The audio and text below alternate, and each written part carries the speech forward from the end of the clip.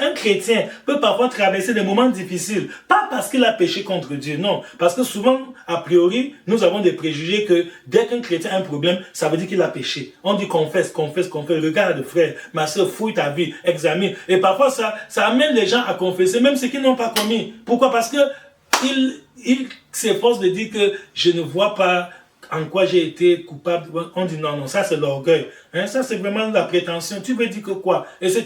Tu es plus saint que qui? Mais Lazare était justement dans ce cas de figure. Il était malade.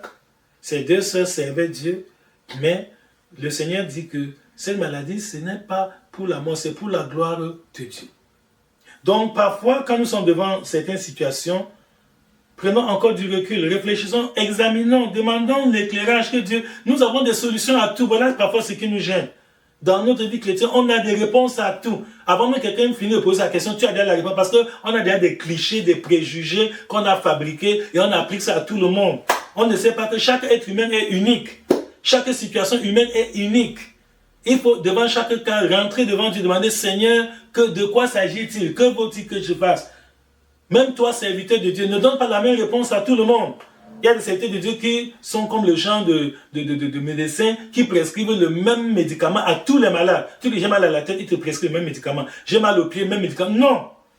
Prends du temps, écoute attentivement une brebis. Quelqu'un vient vers toi avec un problème, ne te précipite pas. Prends vraiment du temps, écoute attentivement et après, prends du temps pour prier, pour demander à Dieu, Seigneur, voici la situation que mon frère, ma soeur m'a exposée. Qu'est-ce qu'il faut que je lui dise? Quelle est la solution? Quelle est la réponse à son problème? Quel est le remède à sa maladie? Et si tu cherches Dieu sincèrement, Dieu va te révéler. Et parfois, ça sera complètement différent de ce que tu pensais. Nous avons trop d'a priorisme et ce n'est pas bien. Abandonnons tous ces préjugés que nous avons fabriqués, laissons ces clichés et cherchons la face de Dieu chaque fois que nous sommes devant un problème.